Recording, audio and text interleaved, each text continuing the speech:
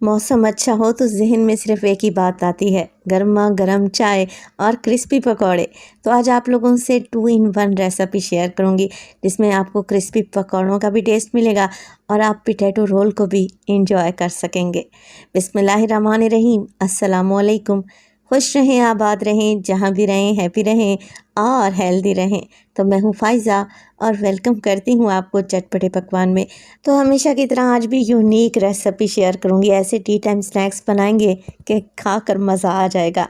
Recipe को and तक देखें, अच्छी लगे तो लाइक भी कर दें और चटपटे पकवान को सब्सक्राइब भी कर लें। तो चलें फिर ये मज़ेदार से स्नैक्स बनाना स्टार्ट करते हैं। तो super tasty super easy T time snacks बनाने के लिए सबसे पहले तो 3 मीडियम साइज़ के मैंने आलू को बॉईल किया। बॉईल करने के बाद मैंने इनका छिलका उतार दिया। अब ये आलू रूम टेम्परेचर पे हैं। अच्छा, सबसे पहले तो क्या करना है, इनको मैश कर लेना है। आप चाहें तो आप इन्हें ग्रेटर की मदद से ग्रेट भी कर लें। मैं मैशर की मदद से मैश कर रही हूँ, मगर आलू में कोई भी बड़ी गुठली नहीं छोड़ूंगी। बिल्कुल फाइन सा इन्हें मैश कर लेंगे। अच्छा, आलू मैश हो जाएं तो डालेंगे इसमें कुछ चटपटे से मसाले। सबसे पहले डलेगा नमक, हाफ़ टी स्पून डालूंगी मैं इसमें मोटी कुटी हुई लाल मिर्च, और इसमें इस्तेमाल करेंगे साबित सफ़ेद ज़ीरा। जब ये मुंह में आएगा ना, बड़ा ही टेस्टी लगेगा। हल्दी डालूंगी 2 से 3 चुटकी के बराबर, और इसके अलावा डालेंगे पिसा हुआ गरम मसाला 1/4 टीस्पून। अच्छा जी, चाट मसाले का भी इस्तेमाल करूँगी मैं इसमें हाफ़ टी स्पून। ये सारे मिर्च मसाले आलू में अच्छे तरीके से मिक्स कर लें। असल में हमने आलू की बेहतरीन सी चटपटी सी स्टफिंग बनानी है, तो ये मिर्च मसाले मिक्स कर लें और आलू को एक साइड पर रख दें।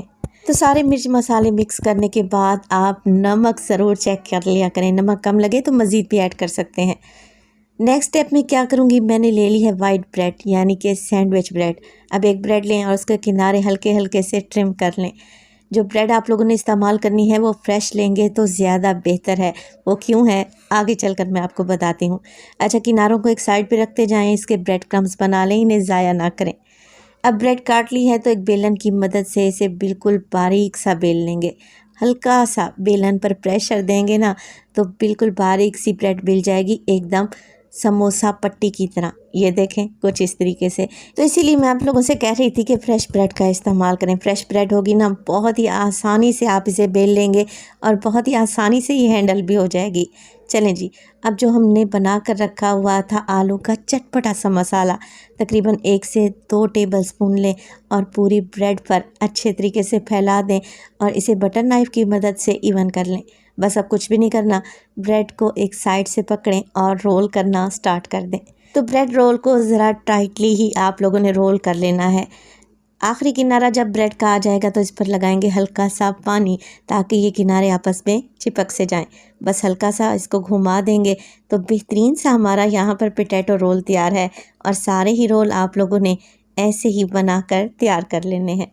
अच्छा, ये चटपटे से पोटैटो रोल बनाकर आप 2 से 3 दिन के लिए फ्रिज में भी रख सकते हैं। बिल्कुल भी ख़राब नहीं होंगे और ना ही आलू पानी छोड़ेंगे इंशाल्लाह ताला। चलें जी, अब रेसिपी को मज़ीद इंटरेस्टिंग बनाते हैं।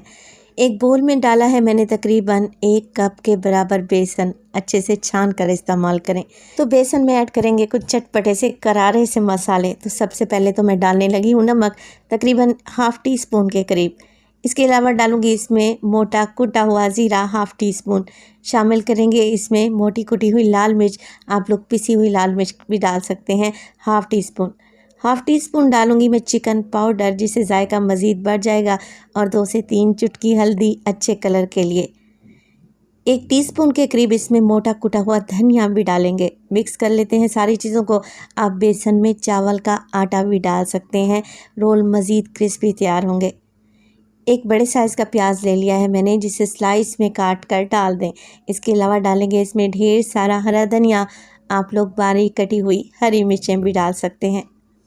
तो बस थोड़ा थोड़ा पानी डालें और जैसे पकौड़े बनाते हैं ना, वैसा ही बैटर बनाकर तैयार कर लें, जो ना बहुत ज़्यादा पतला होना चाहिए और ना ही बहुत ज़्यादा गाढ़ा होना चाहिए। सारी चीज़ों को मिक्स कर लें। पकौड़ों का बैटर हमारा तैयार है। देखें कुछ इस तरीके की कंसिस्टेंसी होनी चाहिए, बल्कि इससे भी हल्की सी पतली रखेंगे ना, तब भी रोल आसानी से कोट हो जाएंगे। बस अब एक एक पोटैटो रोल उठाएं और इस मज़ेदार से पकौड़ों के मिक्स में अच्छे तरीके से कोट कर लें, है ना। बहुत ही मज़ेदार सी रेसिपी। इस एक रेसिपी में आपको 2-2 जायके मिलेंगे। इंशाल्लाह ताला। तो ऑयल को मैंने पहले ही गर्म करने रख दिया था मीडियम टू लो फ्लेम पे। बस ये रोल कोट करते जाएं और ऑयल में छोड़ते जाएं। ऊपर है इनके चटपटा सा पकौड़ों का मसाला और अंदर फिलिंग की है मैंने मज़ेदार से आलू की स्टफिंग की। तो है ना रेसिपी इंटरेस्टिंग और बिल्कुल नई और यूनिक सी रेसिपी है। तो रेसिपी को ट्राई करना तो बनता है।